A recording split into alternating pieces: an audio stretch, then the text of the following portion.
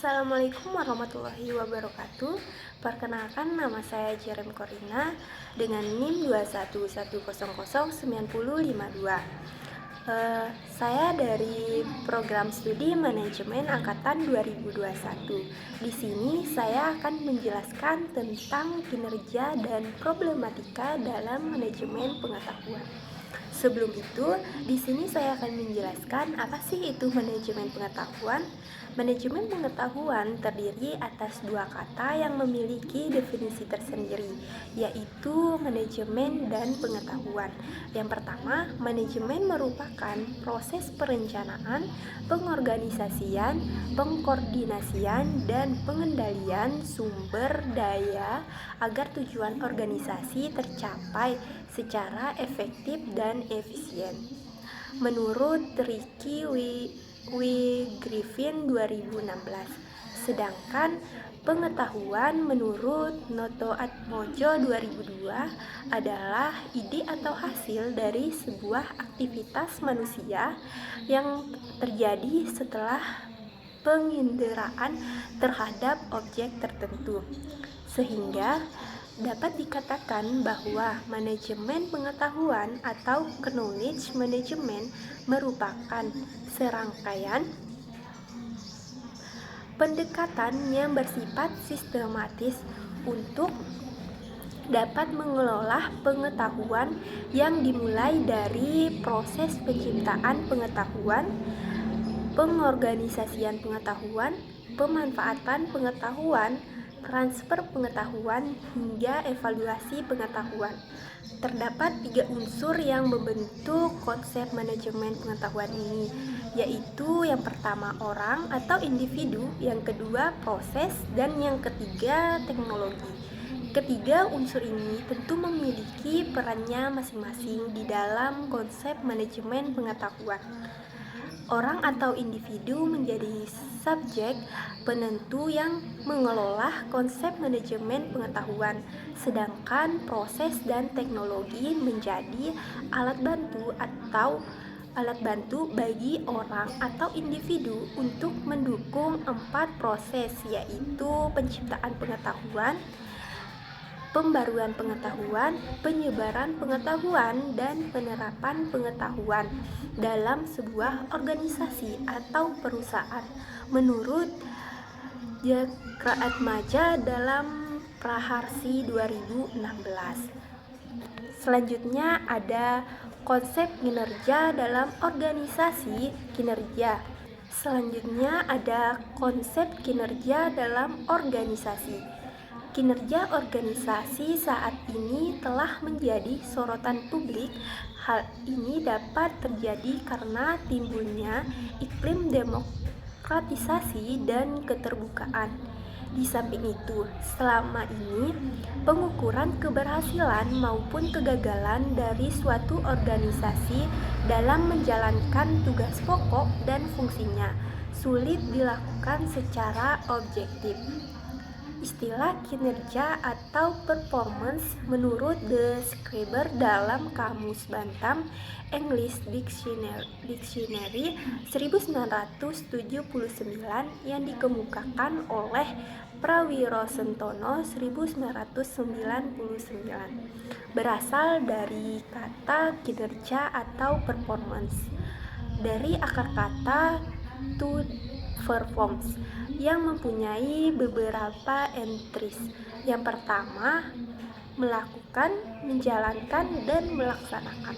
Yang kedua, memenuhi, menjalankan kewajiban suatu nasab. Yang ketiga, menjalankan suatu karakter dalam suatu permainan. Yang keempat, menggambarkan dengan suara atau alat musik. Yang kelima, melaksanakan atau menyempurnakan suatu tanggung jawab. Yang keenam, melakukan suatu kegiatan dalam suatu permainan. Yang ketujuh, memainkan pertunjukan musik. Dan yang terakhir, melakukan sesuatu yang diharapkan oleh seseorang atau mesin. Secara konseptual, kinerja pada dasarnya dapat dilihat dari dua sisi, yaitu kinerja karyawan secara individu dan kinerja organisasi.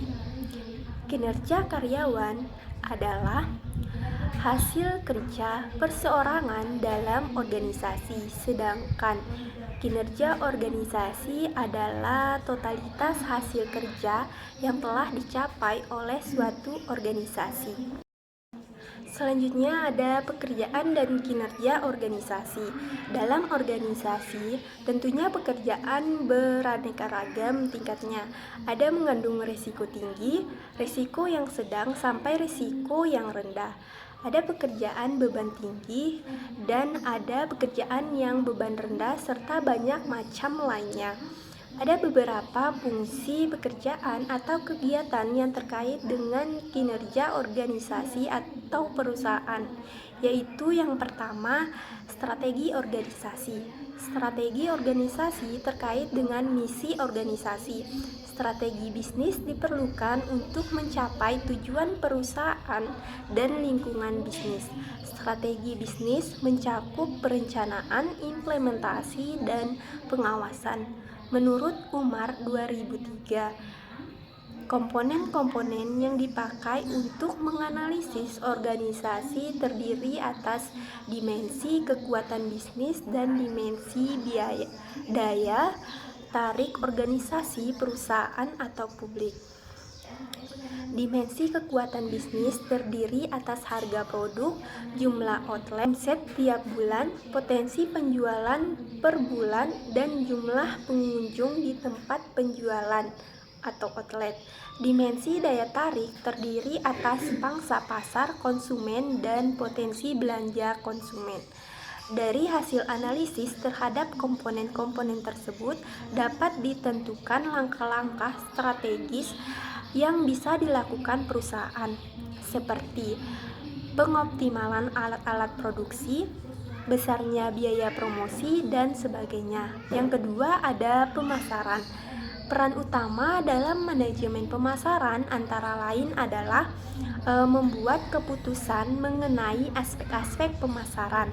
Menurut Umar 2003, evaluasi aspek pemasaran diarahkan untuk mendapatkan informasi mengenai faktor tertentu dibandingkan dengan target atau rencana yang telah ditetapkan sebelumnya.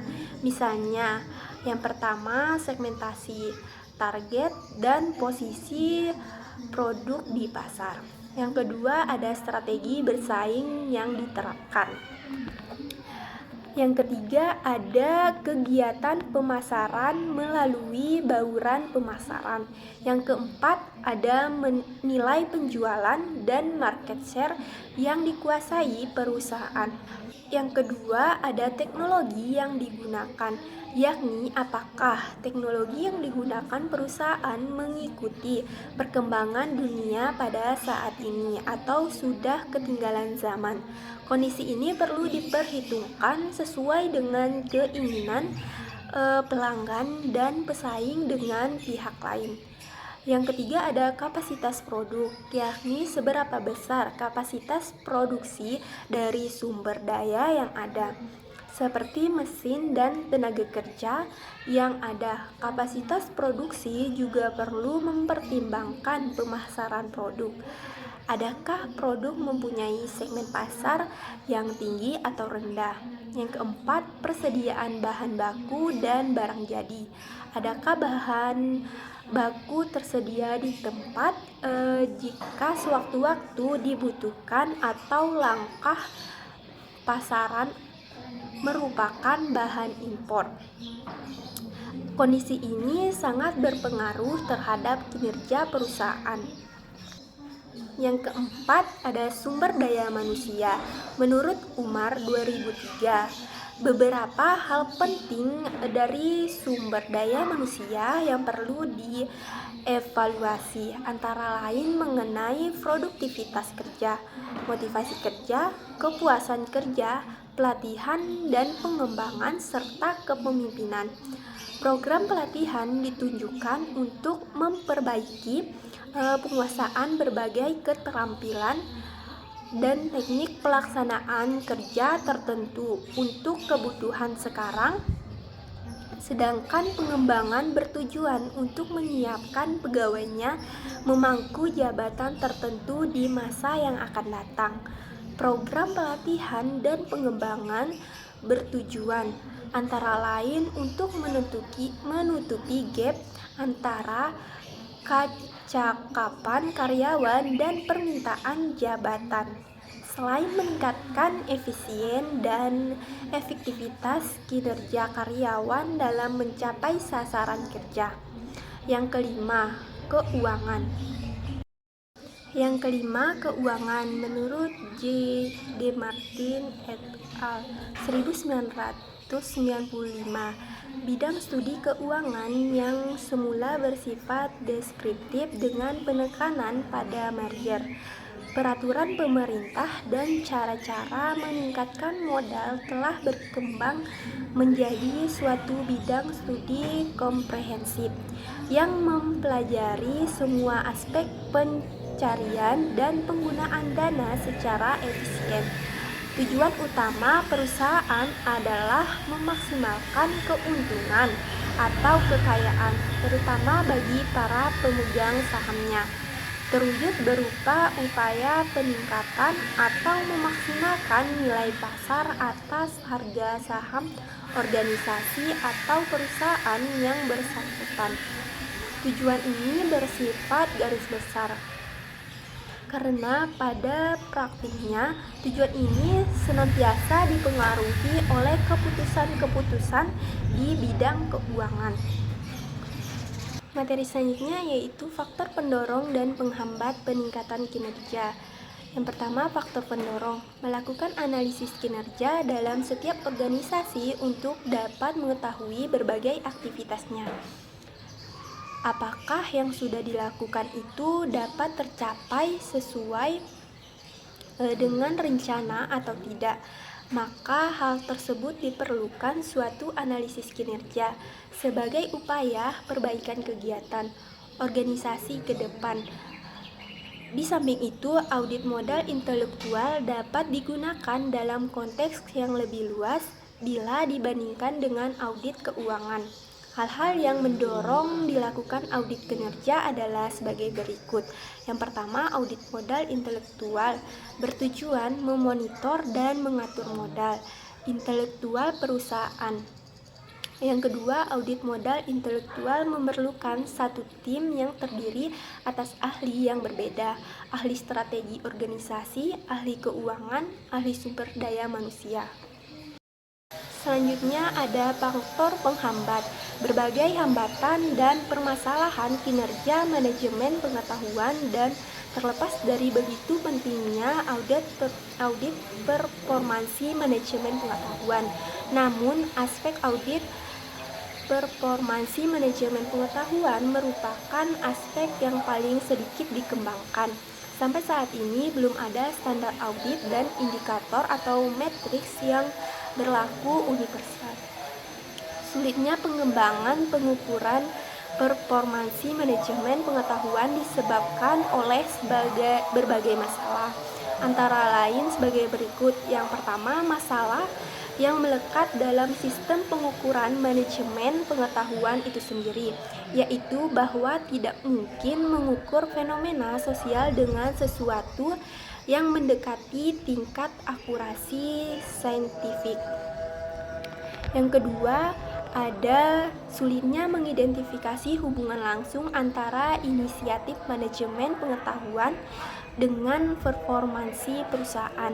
Idealnya, hubungan langsung antara inisiatif manajemen pengetahuan dengan performansi bisnis perusahaan baru dapat diidentifikasi jika manajemen pengetahuan sudah terintegrasi secara penuh dengan proses bisnis perusahaan. Selanjutnya ada keterkaitan budaya organisasi, pengetahuan, dan kinerja organisasi. Kinerja organisasi banyak dipengaruhi oleh berbagai faktor. Pendekatan sekarang ini, faktor yang dominan adalah aset pengetahuan.